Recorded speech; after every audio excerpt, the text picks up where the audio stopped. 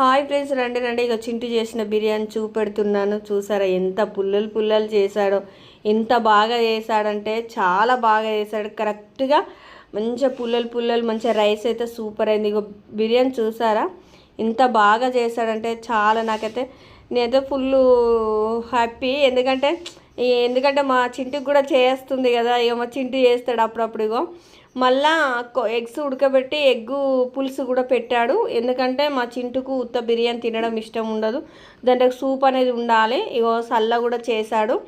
ఇక చూసారా ప్లేట్లలో అయితే పెడుతున్నా. టేస్ట్ ఎలా ఉందో చెప్తాను.